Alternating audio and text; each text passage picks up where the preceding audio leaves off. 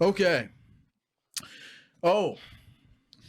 So, if you're wondering why we have Beech Nut Naturals Pear and Blueberries Real Baby Food in front of us, yeah, this is actually, wait, can you say that legally what it is? Baby is that food? stuff illegal? Is moonshine illegal?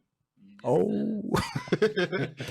This is a concoction that a friend of mine, Greg, shout out to Greg. I know you're going to be watching this video, you old creep. There's no GMOs, right?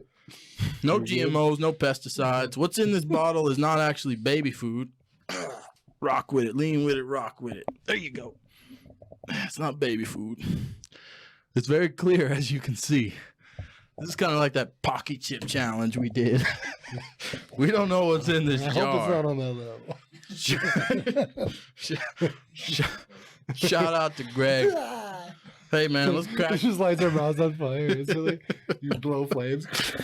Ooh, oh, that's that. Smells like you put your freaking tip in it. No, man.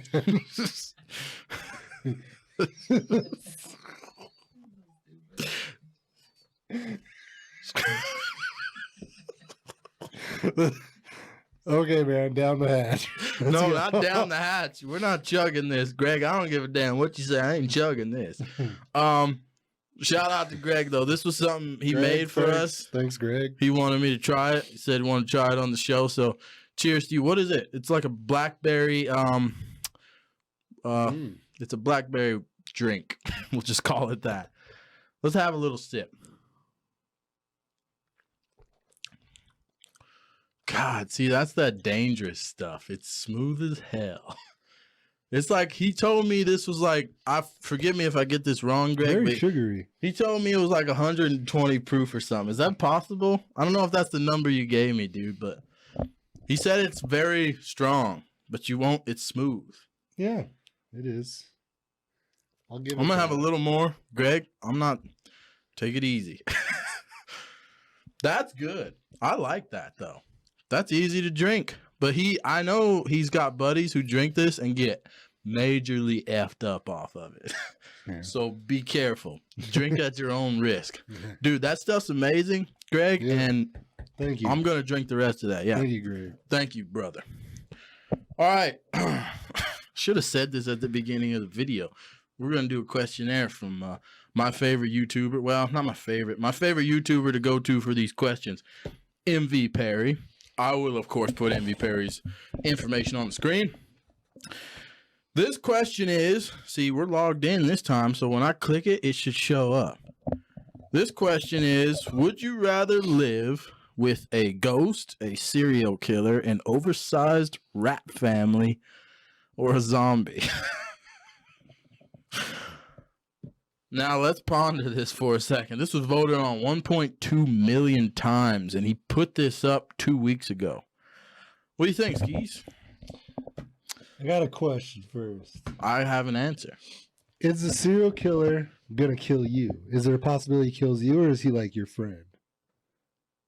He's a serial killer. He's going to kill you. But I mean, but he wants to live with you. No, you live with him. He doesn't want to live with you. So let's assume, because all these are kind of like violent creatures. Maybe he wants to keep you alive though, to he has like a story where he was. He's like he tells you stories and you become friends. Well, you guys are just friends, so he can do his thing and not get caught. What if the serial killer is a woman? Ooh, I can seduce her. I can turn her. You know how all guys want to save? You know how guys think they can save women? Like a hoe.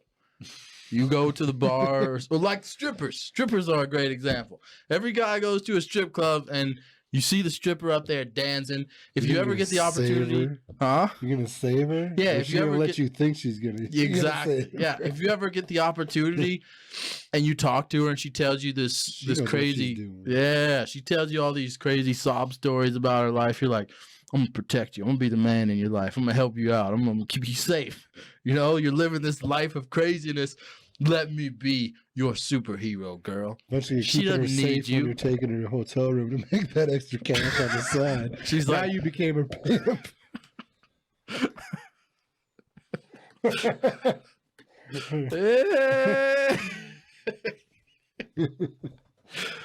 Man, you ain't pimping if you got it. Wait, how does that saying go? It ain't pimping if you got it. I don't remember where that came from. I mean, I already know my answer. I was just curious to that question. What is your? Oh, well, yeah. I'd pick a ghost. What? Well, I mean, half the time I think they're there anyway. So what's the difference if he's there? Okay, but this is a legitimate ghost, bro. Like it's real. It's gonna haunt you. Like, are you sure he's haunting you, or is he just like chilling? No. What if you wake up in the?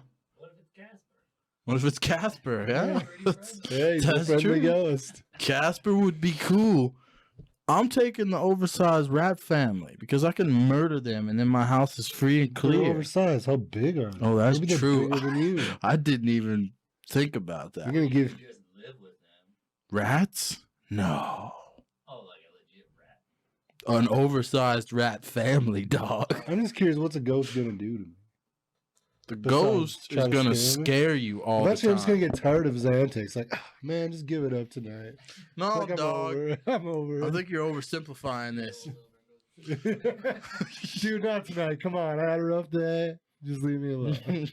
Did you watch that movie Annabelle? That horror movie Annabelle? Yeah, but that's a demon. That's not a Put a picture up of that scene where that Annabelle, they're in the elevator downstairs, and the elevator opens. They're in like this basement, and there's that creature coming at you, and they can't close the elevator door. Yeah. That's what you're gonna deal with in your house, brah. Put that picture up. I hope I put it up already. That's what you're gonna have in your home. You're taking Ghost? You I'm gotta gonna click live with one of them. I'm picking the ghost. You can kill the zombie too. Why wouldn't you But take zombie? you have to live with him. You can't kill him. I'm assuming you have to live with him. Oh, would you rather live with? See, I didn't. I mean, are you chaining him? I guess if you're gonna chain him up in the room, I guess he's like the zombie would be like protection for your house. I don't want. No, I don't want to live with a zombie. They're too creepy. You're gonna have to feed him eventually. A ghost? Yeah, maybe the ghost is the best choice. I gotta feed the zombie. No, yeah, he's gonna get hungry. Well, he's gonna eat you then. But if you feed him, maybe he just like figures out you're his source of like food. And he's like, I'm cool. Damn it, boy! I'm taking. Damn. I don't want to live with rats. Yeah, I'm gonna take ghost too. Them giant rats are just taking craps all over your house too. Just like, I they feel like. I hate mice more than anything in this life. Well, not more than, but That and they carry disease. yeah. What are you gonna rap after that? Like, okay, should we click ghost? That's what I would pick. Let's see if I America feel like that's agrees. the best. Let's see if 1.2 million people agree with you. Oh, snap. They probably already feel like they live with a ghost anyways. Most people think their houses are haunted anyway. 77% of people picked ghost. Serial killer came in at 8%. Oversized rat family came in at 10%. Zombie came in at 5%. That's odd. Zombie was less. I feel like I'd live with a zombie versus a serial killer. I feel more threatened by the serial killer than a zombie, I think. Yeah. I feel like you could capture a zombie and leave him locked up. Yeah. The serial killer shouldn't have gotten any votes. Because can you imagine, like, you're at night? Imagine. You're not going to sleep. Yeah, imagine 2 o'clock in the morning. You got to take a piss. You go in the bathroom. No, you go in the bathroom. You close the door. You take your piss, and you know how sometimes you shut off the light, and then you open the bathroom door to come out, and he's standing there in the kitchen looking at you. Like you come out of the bathroom and you can't do anything. You got to live with this guy. Yeah. Who the hell picked? Well, there's women, dude, who like serial killers. They're attracted to them. It's probably a bunch of women that picked this. Until they get killed by him. Yeah. I never turn the light off first anyways, though.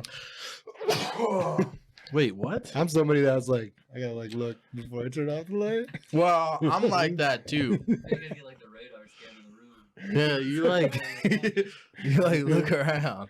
Yeah, you gotta be aware of your surroundings, man. Usually I do that too. The worst for me is my basement. My basement stairs, man. You got a curtain hanging in front of yours. Mine's open. I'll cover that crap. So like when I walk out of the kitchen and get water, I'm always like, I look down the stairs just to see something standing down there. I don't know why, but I always look. Dude, basements are creepy. When I come home, that's the first thing I do is pull that curtain back, and I've got my gun already drawn. And I'm like, if anybody's down there, your head is gone, brother. I flipped that light on, opened the curtain, and I got my gun right here. I'm like, all right, no one's in the basement. I still walk down and check even. I always look down the stairs though. And I was like, looking at the shadows. I and stuff. walk my entire house every time I come home. Even if I leave here for 5 minutes during the day and I run to McDonald's real quick to get a burger, when I come back to the house, I get my full-size 9mm out. I walk around this entire house. I check every nook and cranny. I go down the basement. I check everything. I open the shower. I'm not that bad. No, dude. Just when I get up in the middle of the night, I'm like half asleep and I think I might see something. I'm always double checking. I used to listen to those true crime mystery things at night. Like when I'd be out driving around, I'd listen to these mystery like murder stories and stuff. Yeah. And too many situations happened where like girls, and specifically a lot of times it was women, they would come home and go to bed and didn't look in your closet. Like women crack me up, man. Like, how easy is it to look in your closet before you go to sleep? I look everywhere in my house, especially before I go to sleep. But just when I come home, whenever I walk in my door, I'm checking everything. And I got my gun in my hand. The safety is off. My finger is on the trigger. If you jump out and scare me, I'm going to get you quick. You would get me with my closet door.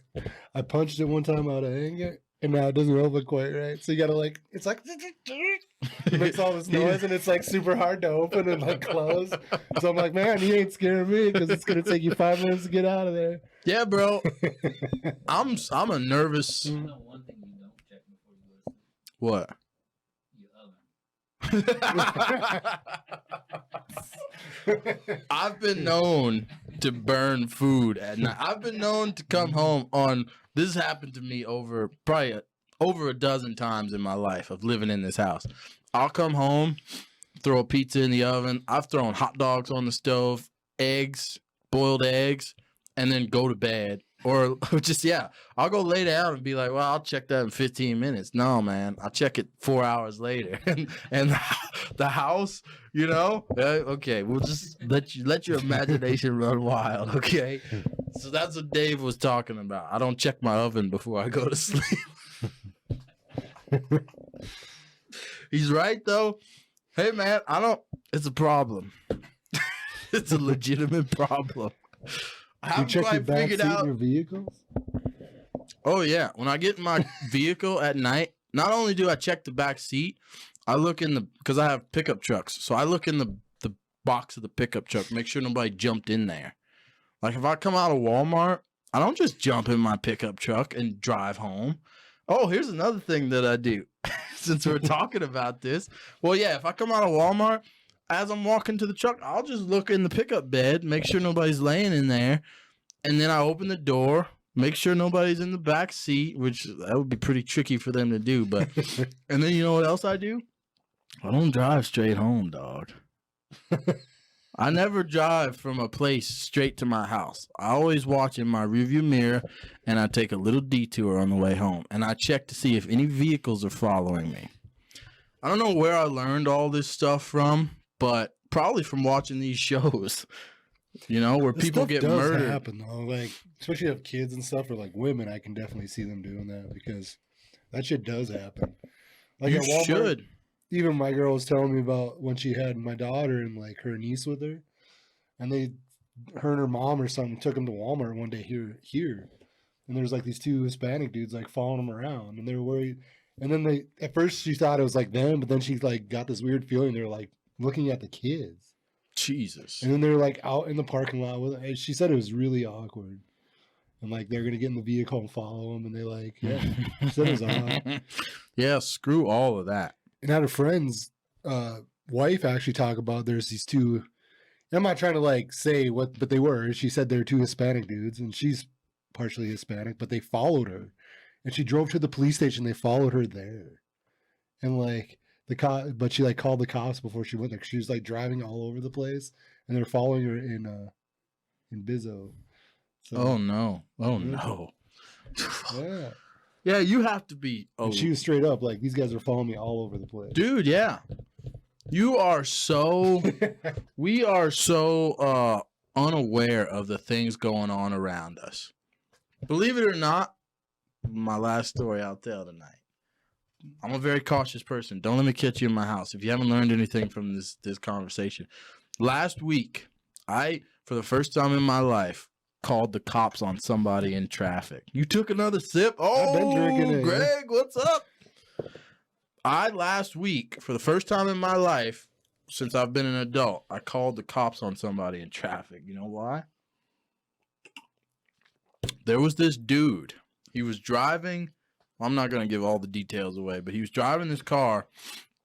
He was driving very erratically, right, in traffic, right up in front of me.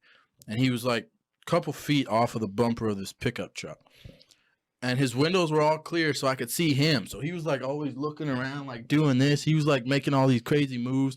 And he was like swerving, like. And I was like, why the hell is he making these jerking movements like that? And he got up to the stop sign. It was a 4-door car. When he got up to the stop sign, the back end of his vehicle, where his trunk was, started like bumping up and down like that. Like somebody, that movement could have only happened if someone was in his trunk. Straight up. It wasn't a subwoofer. It wasn't him moving in the vehicle, because when I was watching this happen, he was sitting still. So he wasn't bouncing up in his seat. His trunk, the back end of his car. So it's a longer car because it's 4 doors. The back end of his car was like hopping, and then it would stop. And then it made sense to me after that, once he took off driving again, why he was like, it was like if someone was in the trunk, you would swerve to like knock him around to get him to quit like moving around or screaming or whatever. Then my brain was going crazy, right? So I'm following this car. Did you at least follow him? Yeah. I was actually on a schedule. I had to be somewhere, and this place was going to close in like freaking 15 minutes or whatever. So I followed him for as long as I could on my way, because he was going the same way I was. And I wrote down his license plate number, and I called the cops.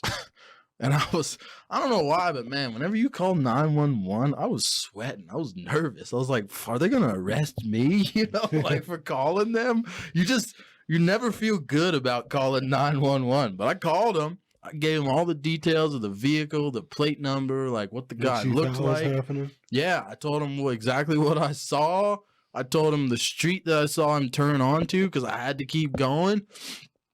And they like took off. She said we have some officers over in the area, and she sent him over there to look. And then later on, the police officer that was actually patrolling that area, he called my cell phone. He's like, dude, like, you got any other info? Like, I haven't seen this car yet. And I was like, damn. I was like, I should have followed him, you know? Like, dude, I'm telling you, the way that car was jumping. The plates though? He said the plates did not come back. That was another sketchy thing.